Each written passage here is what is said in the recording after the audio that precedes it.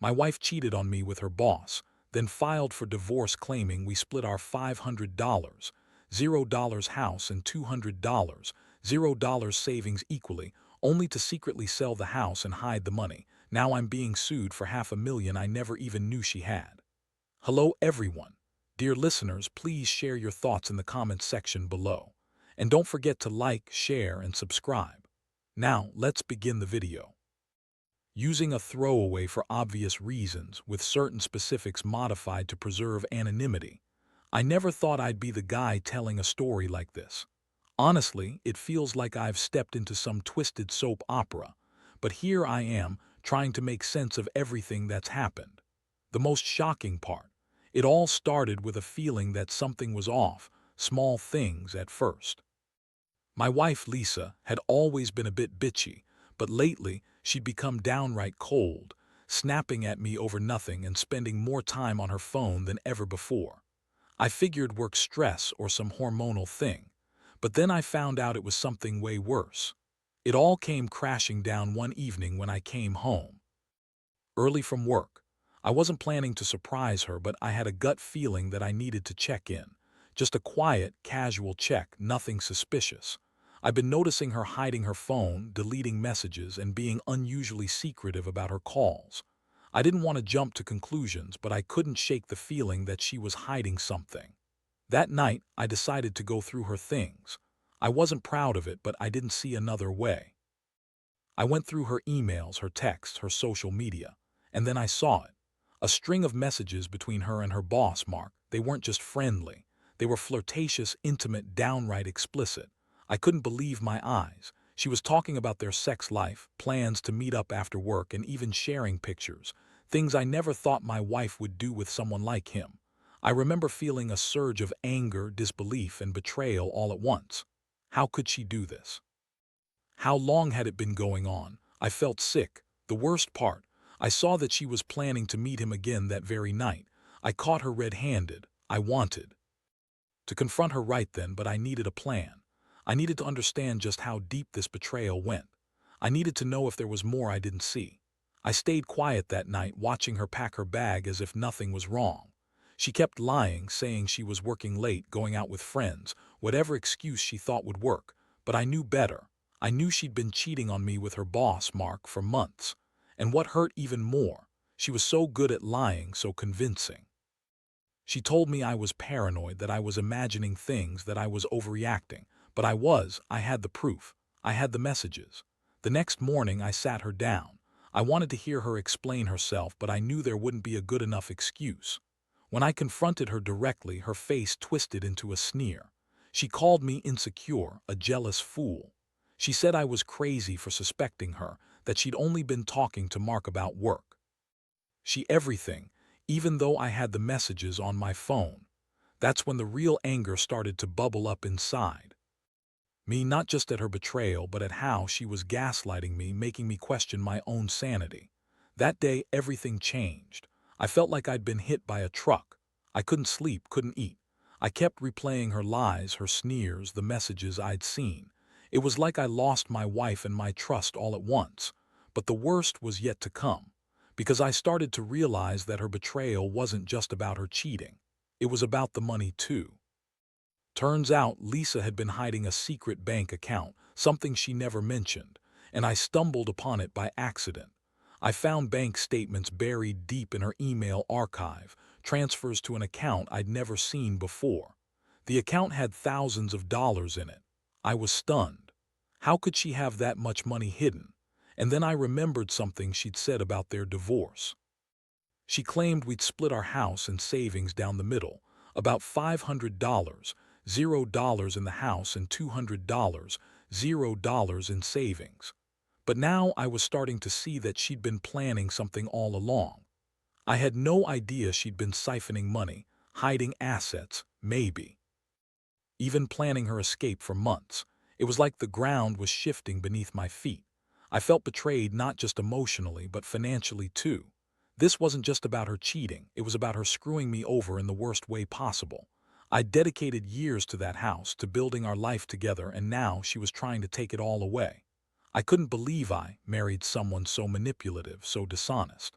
I felt like I'd been played for a fool. That's when I decided I'd had enough. I couldn't let her get away with this. I needed a plan. I needed to catch her in the act, expose her, and fight back.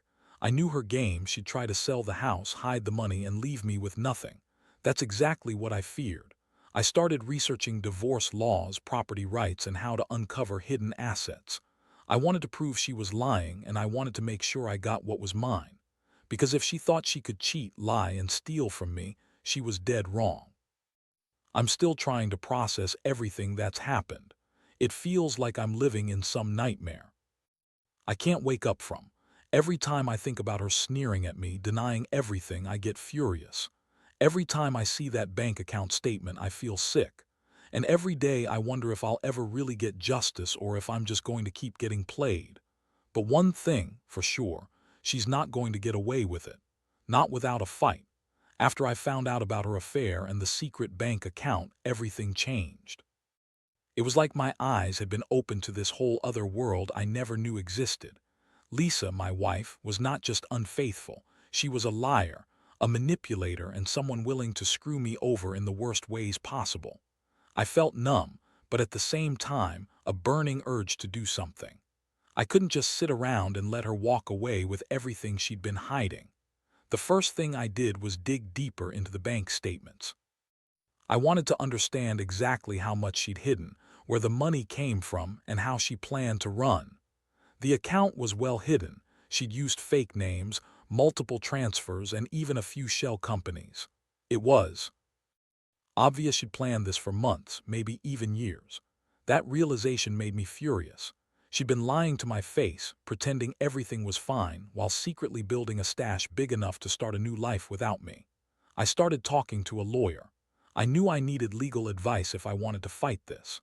The lawyer, a sharp guy named Tom, told me I had a good case if I could prove she'd been hiding assets. I could challenge the divorce settlement, especially since she'd lied about the house and savings. But first I had to gather evidence. That meant tracking down her secret accounts, emails, and any other financial records she'd tried to hide. The more I uncovered, the more I realized how deep her lies went. Meanwhile, Lisa kept up her act.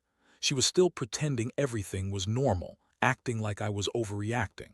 She'd throw tantrums about me, her privacy, and accusing her of things she didn't do. She'd call me paranoid, say I was making trouble out of nothing. But I knew better. I knew she was lying. I'd caught her in so many lies already, I could see the cracks in her story. I wasn't going to let her gaslight me anymore. I had proof, and I was determined to use it. One night, I decided to set a trap. I installed a keylogger on her phone, just enough to see what she was doing without her knowing. I wanted to catch her red-handed trying to sell the house or transfer money again. I didn't want to accuse her without proof. That night when I checked the logs, I saw her talking to some shady real estate agent, someone who specialized in quick sales and discreet transactions. That was a huge red flag. She was planning to get rid of the house, probably to hide her assets further. I knew I had to act fast. I contacted the real estate agent under the guise of a potential buyer.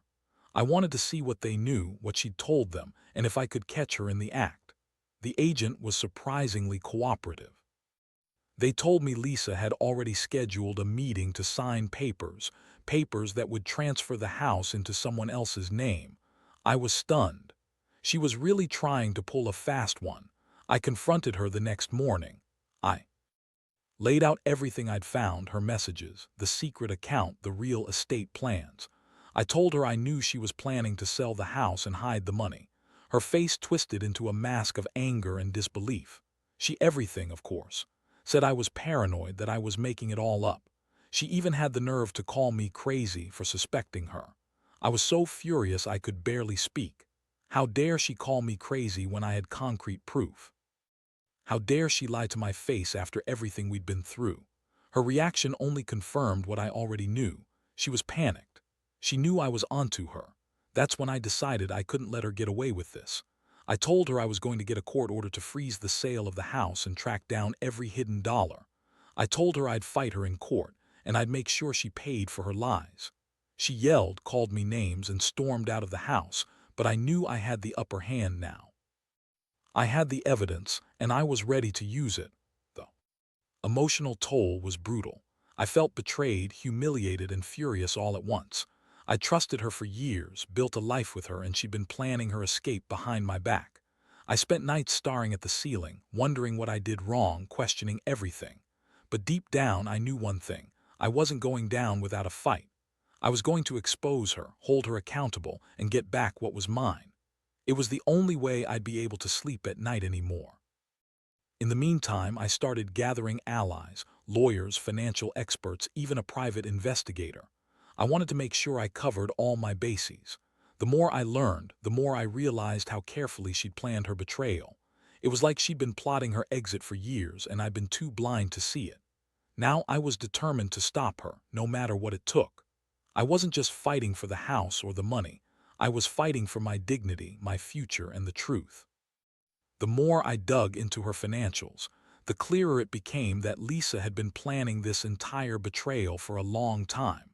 She'd always been bitchy and manipulative, but this was something else entirely. The house, the savings, the secret account. She'd been building her escape plan in secret, and I was just starting to see the full picture. I couldn't believe I married someone so calculating, so dishonest. It was like waking up from a nightmare I hadn't even realized I was in. I decided I needed to get a court order to freeze her assets, especially the house and the hidden bank account. I wasn't about to let her sell the house or transfer the money without my knowledge. My lawyer, Tom, was on it immediately. We filed the paperwork, and I could see the anger in Lisa's eyes when she got served. She knew I was onto her, and I could tell she was panicked. She started throwing tantrums, claiming I was ruining her life, calling me obsessive. But I didn't care. I had enough evidence to prove she'd lied about the assets, and I was going to fight her in court for everything she'd tried to steal. Meanwhile, I was also monitoring her phone and emails even more closely. I learned that she'd been talking to a lawyer, trying to figure out how to hide her assets further. She was planning to claim she had no knowledge of the secret account, that she'd been manipulated, or that someone else had opened it without her knowing. Classic gaslighting. But I had the proof, screenshots, bank statements, the whole chain. I knew she was lying. I knew she'd been lying from the start. One day I caught her trying to meet with that shady real estate agent again. She scheduled another appointment, probably to finalize the sale of the house. I couldn't believe how brazen she was. I decided I had to confront her directly. I waited until she left for her meeting, then I installed a hidden camera in the house. I needed to catch her red-handed, and I wanted her to see I was serious. When she came back that evening, I played back the footage. There she was, meeting with the agent, signing papers, acting innocent. But I had everything on video. That was the proof I needed. I sent it to my lawyer, who prepared a motion to stop the sale immediately. I also started gathering evidence of her transferring money to her secret account. She'd been so careless, so reckless. I could see her slipping up more and more. Her reaction was priceless. She called me a stalker, a jealous fool, and accused me of invading her privacy. She spun stories about how I was paranoid, that I was trying to control her. But I was. I was just trying to protect myself, my rights, and what was rightfully mine. I knew she was trying to spin things to make me look crazy, but I had the evidence. I had the truth. That night, I couldn't sleep. I kept replaying everything, the lies, the sneers, the betrayal. I felt sick thinking about how she'd been lying to my face all these years. I'd been so blind, so trusting. Now I saw her for what she really was, someone willing to burn everything down just to get what she wanted. And what she wanted was to walk away with my house, my savings, and her secret stash of money, leaving me with nothing. But I was done playing nice. I started preparing for the worst. I contacted a forensic accountant to help me track down every penny she'd hidden. I wanted to know exactly how much she'd stolen, how much she'd transferred, and where. It all was. The more I learned, the angrier I got. She'd been planning this for years, and I'd been too stupid to see it. Now I was determined to fight back with everything I had. I knew she'd try to lie her way out of this, spin stories, manipulate the courts, or even try to disappear with the money. But I wasn't going to let her. I was ready to go to war. I'd spend every dollar, every minute to make her pay for what she'd done. I was done being the victim. Now it was time to be the fighter. I just hoped I'd come out on top. Because if I didn't, I'd lose everything I ever worked for, including my trust in the person I once called my wife. The legal battle was draining, but I knew I had to stay one step ahead. Every day brought new surprises, more lies, more hidden accounts, more ways she tried to cover her tracks. Lisa was relentless in her attempts to manipulate the situation. She'd call me, scream at me, accuse me of trying to control her, even claim I was inventing things just to ruin her. But I had the evidence, and I wasn't going to let her gaslight me anymore. I hired a private investigator to follow her, just to see if she was doing anything else shady. Sure enough, he caught her meeting with a different lawyer, probably the one she was trying to bribe to get her out of trouble. She was desperate, and it was obvious she was trying to come up with some clever way to hide her assets further or claim she didn't know about the account. I couldn't believe how brazen she was, trying to lie her way out of everything. Meanwhile, I was preparing for the court hearings. I wanted to make sure I had all my ducks in a row. I gathered every piece of evidence I could find: text messages, bank statements, witness statements from friends who knew about her affair, even emails that showed her planning her escape. It was a lot to handle, but I knew this was my fight. I was fighting not just for the house or the money, but for my dignity and my future. One of the most shocking moments came when I discovered she'd already transferred a large chunk of the hidden money to offshore accounts. She'd been so reckless, so careless that she left a trail. I managed to get a court order to freeze those accounts, and I found out she was planning to disappear with everything. I felt a mix of rage and despair. How could she be so cold, so calculating? She'd lied for so long, and now she was trying to run away from the consequences. I confronted her again, this time more aggressively. I told her I knew about the offshore accounts, the sale of the house, the transfer of funds. I warned her that if she didn't come clean, I'd do everything in my power to take her to court and get everything back. Her face twisted into a sneer, and she told me I was crazy, that I was ruining her life, that she'd never do such things. But I had the proof: screenshots, bank records, witness statements. I wasn't just bluffing. The courtroom hearings were intense. Lisa tried every trick in the book: denial, blame shifting, even crying. She claimed I was paranoid, that I was controlling her, that I'd fabricated everything. But the judge saw through her lies. I presented the evidence, and it was overwhelming. The court ordered her to disclose all her assets, including offshore accounts. They also froze the sale of the house until the case was resolved. Throughout this process, I felt a lot of emotions: anger, betrayal, a deep sense of loss. I kept asking myself if I'd missed the signs, if I'd been blind to her lies all these years. But at the same time, I knew I had to stay strong. I had to fight for what was rightfully mine, even if it meant going through hell. I realized that trusting someone blindly was a mistake, but fighting for myself was the only way forward. Lisa's reaction to the court's decision was bitter. She accused me of ruining her life, of being a monster, but I didn't care. I had the evidence, and I was determined to get justice. I wanted to see her held accountable for her lies, her cheating, her theft. I knew the road ahead wouldn't be easy, but I was ready to face whatever came next. I just wanted this nightmare to be over and to finally start rebuilding my life, without her manipulations, and without the betrayal that had shattered everything I believed in. By the time the court proceedings were in full swing, I felt like I'd been through hell and back. Lisa was doing everything she could to stall, spin more lies, and drag this out as long as possible. But I had the evidence, and I wasn't going to let her get away with it. The judge ordered her to produce detailed financial disclosures, including offshore accounts, hidden assets, and any transfers she'd made. I was relieved but also exhausted. Every day was a new battle, every night a restless sleep filled with worries about what she might do next. Meanwhile, Lisa's behavior grew more erratic. She'd throw tantrums, scream at me in public, accuse me of trying to destroy her life. She even started to threaten me, saying I'd regret this, that she'd fight me in court, and that she'd take everything I had if she could. Honestly, I didn't care anymore. Her threats were empty, and I knew she was desperate. She'd already lost her grip on her carefully constructed lies, and I could see her panic spreading. I kept pushing forward, working with my lawyer and financial experts to uncover every last dollar she'd hidden. It was a full-time job.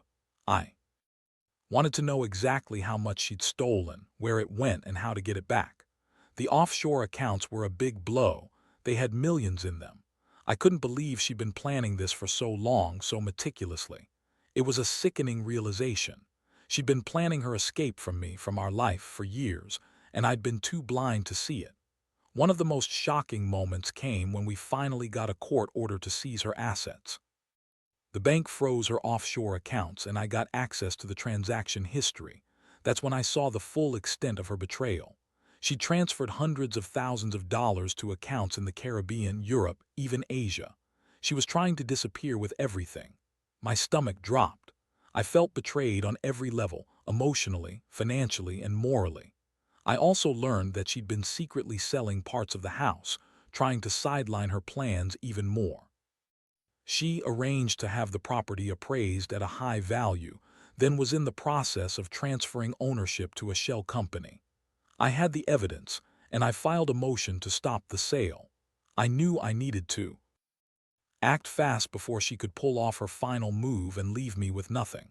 Her reaction to the court's orders was predictable.